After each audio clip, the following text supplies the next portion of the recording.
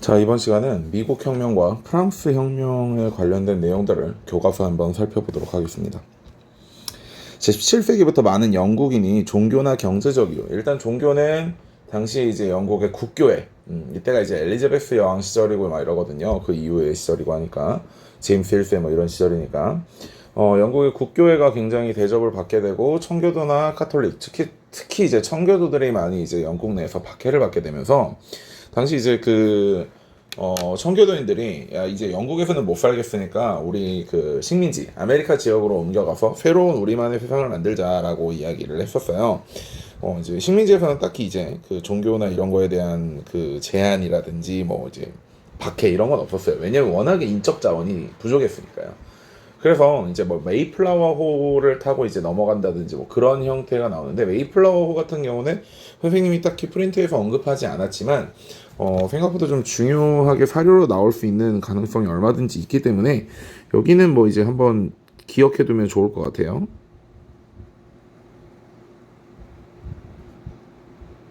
배의 이름입니다. 배의 이름. 자, 그래서 북아메리카에 이주하여 대서양 연안의 식민지를 건설하려 했는데 식민지는 본국에 특별한 간섭이 없었다는 거. 그러나 이제 7년 전쟁. 7년 전쟁이 뭐였죠? 오스트리아 왕위계승 전쟁 이후에, 절대왕정 때 배웠잖아. 오스트리아 왕위계승 전쟁 이후에 빼앗긴 슐레지엔을 오스트리아가 되찾기 위해서 외교 혁명을 통해 지금까지 전통적인 원수였던 오스트리아와 프랑스가 손을 잡고 프로이센을 공격을 했었단 말이죠. 근데 그 과정에서 이제 영국과 프랑스가 식민지 쟁탈전을 벌였어요. 아메리카와 인도 양쪽에서. 그래서 그 이후에 영국이 굉장히 재정이 부족해졌고, 그러한 재정이 부족해지는 과정에서 식민지의 중상주의적 통제를 하려고 인지세나 첩세 등을 부과하였는데, 사실 이게 되게 웃긴 게 영국 사람들을, 특히 이제 영국 혁명에서 왜 이들이 혁명을 일으켰는가라는 것을 생각해 본다면, 영국은 찰스 1세라든지 뭐 제임스 1세라든지 이런 사람들이 왜 니들 멋대로 의회의 허락을 받지 않고 세금을 걷느냐, 또는 사람을 잡아가두느냐, 이런 거에 항의해서 혁명을 일으켰던 사람들이 본인들이 이제 어려워지고 힘들어지니까 식민지에 누구의 동의도 없이 그저 그냥 국왕이나 국가의 필요에 의해서 세금을 걷는다. 화날 일입니다. 특히 이 사람들이 어디 출신, 영국 출신이라는 걸 생각을 해본다면요. 따라서 대표 없는 곳에 과세도 없다라고 반발하였고, 이러한 저항이 보스턴 차 사건으로 이어지게 되었다는 거죠. 보스턴항을 봉쇄하자 식민지 대표는 대륙회의가 1차와 2차 있었다고 그랬잖아요. 그리고 영국군과 식민지 민병대 충돌로 독립전쟁이 시작되니까 식민지 대표는 독립선언문을 발표하였다는 거죠.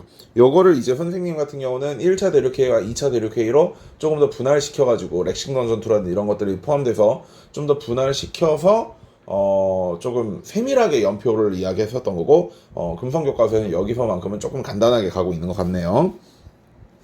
그래서 뭐 천부인권, 국민주권, 저항권이 가장 중요하다 얘들아. 저항권. 미국에서는 초기에 열세였던 식민지 군대가 총사령 워싱턴의 활약과 프랑스, 에스파냐, 네덜란드 등의 도움으로 승리를 거두었고 파리 조약으로 독립을 승인받았다는 거. 자, 그래서 북아메리카의 13개 식민지는 독립 후에 헌법을 제정하고 연방정부를 수립해서 워싱턴을 초대 대통령으로 선출하였다. 따라서 연방주의와 삼권분립의 원칙에 의한 미합중국이 탄생하였는데, 이러한 것은 새로운 국민국가를 탄생시키면서 프랑스 혁명에 큰 영향을 미쳤다는 것. 자, 여기 보면요. 미국 독립선언문에서 가장 중요한 사료로 봐야 될 사건은 타인에게 양도할 수 없는 확실한 권리, 즉 이것만큼은 양도가 안 되고 이것을 침범한다면 우리들은 저항, 다시 말해 혁명을 통해 군주를 바꿀 수 있다. 이것을 강조한 것입니다. 미국 독립선언문에. 자, 요거는 이제 렉싱턴이라든지 보스턴 차 사건, 요크타운 전투 뭐 이런 것들을 통해서 연표 학습을 하는데 조금 더 도움을 주어도 좋을 것 같아요. 자, 다음 넘어가서 다른 내용들도 한 번씩 쭉 읽어보시고요. 프랑스 혁명 보겠습니다. 구제도의 모순. 프랑스어로는 샹 레짐이라고 하죠. 혁명 이전의 프랑스 사회 제도를 구제도라고 합니다. 구제도는 절대왕정과 신분제를 바탕으로 유지되는 체제였어요. 소수에 불과한 1신분 성직자와 2신분 귀족인 굉장히 많은 특권을 누렸는데, 면세뿐만이 아니라 그러나 다수를 차지하는 제3신분인 평민이었던 봉건적 의무와 무거운 세금을 부담하면서도 정치에는 제한적으로 참여했다는 거죠. 따라서 3신분 중에서 상공업과 전문직을 통해 부를 축적한 시민계급은 계몽사상과 미국혁명 영향 속에서 구제도에 대한 비판을 높여갔다는 거죠. 다시 말해 상공업과 전문직을 통해 부를 축적한 시민들, 우리는 이들을 성 안에 사는 사람들이라고 표현으로 부르주아라는 표현을 쓴다고 했었어. 이 무렵 프랑스는 계속된 전쟁과 왕실의 사치로 재정이 매우 어려웠고요. 이 루이 16세는 재정을 충당하기 위해 3부회를 소집하였습니다. 자, 선생님이 좀 더 자세하게 설명했죠. 여기서는 평민들에게 세금을 더 걷자는 게 아니라 귀족과 성직자들에게 세금을 부과하자는 문제였고, 이것을 귀족과 성직자들이 반대를 하는 과정에서 평민들이 빡친 상황이라고. 자, 따라서 3부에 모인 세 신분의 대표들은 표결 방식을 놓고 대립하였고, 신분별 표결을 주장했고, 머리수 표결, 심지어 머리수 표결조차도 100, 200명이었다는 거. 그러나 그런 것이 받아들여져서 안 받아들여졌다는 거죠. 자, 3신분이 무엇인가? 이거 CES 선생님이 인강에서도 설명을 했었고, 여기서 교과서에서도 중요하게 등장하는 사례들. 그런데 지금까지 현재까지 아직 실제로 평가원이나 수능에서 실제적으로 활용한 적이 없기 때문에 충분히 얼마든지 프랑스 혁명을 내면서 활용할 수 있는 사료입니다. 꼭 기억해 두시면 좋을 것 같고요. 여기 보세요. 여기 보세요. 이런 식으로. 보면 30분이 훨씬 더 많음에도 불구하고 이들의 표결권이 굉장히 부족하다는 거죠. 신분별 표결이니까. 자, 봅시다. 제3신분 대표는 머리수 표결. 아까 그 머리수대로만 표결하자는 거야. 딴 게 아니라.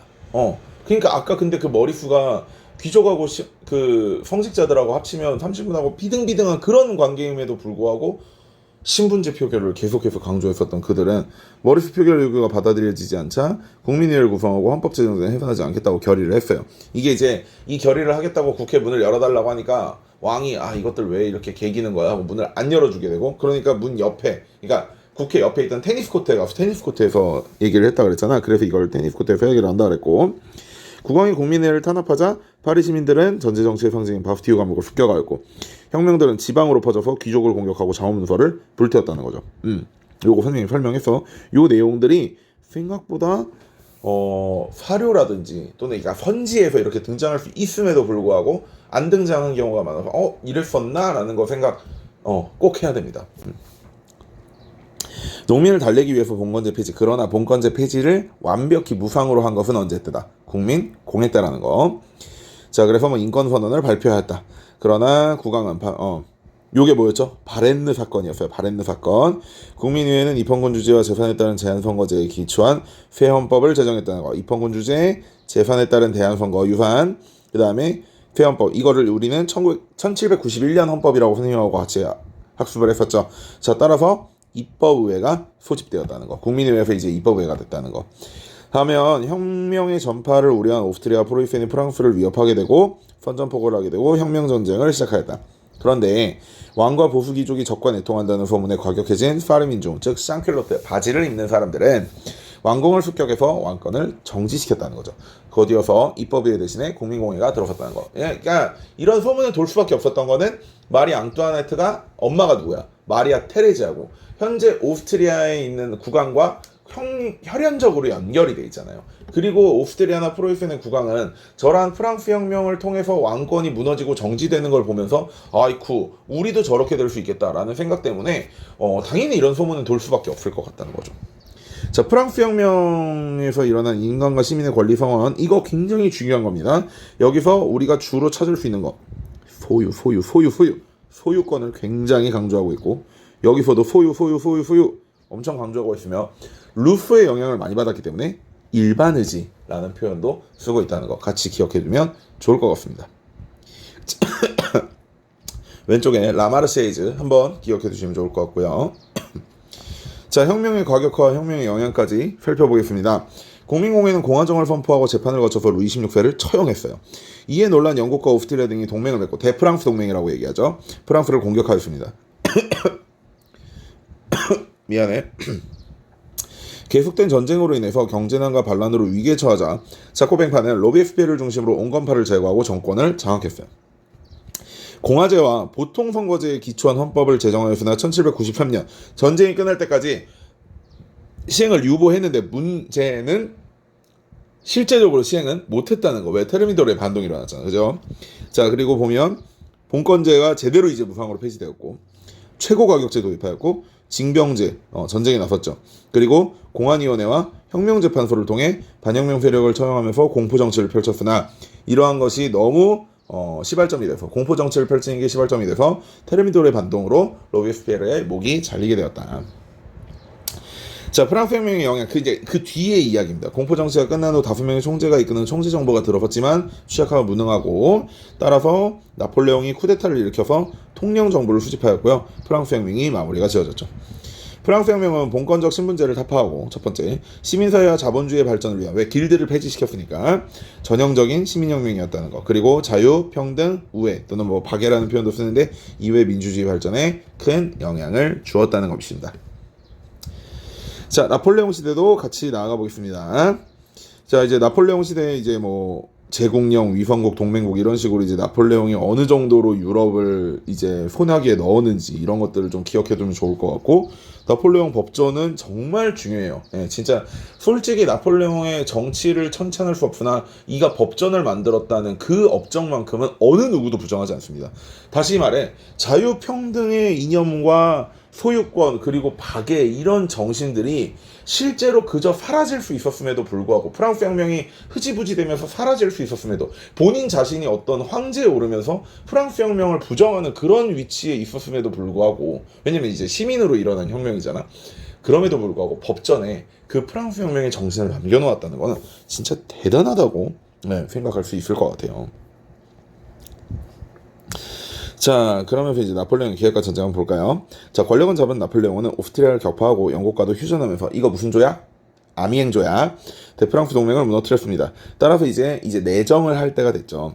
따라서 이제 나폴레옹 법전을 편찬하고 프랑스 은행 설립하고 산업보호 정책 펼쳤으며 국민교육 제도를 정비하였고, 이 과정에서 인기가 높아진 나폴레옹은 황제에 즉위하였습니다. 국민투표에서.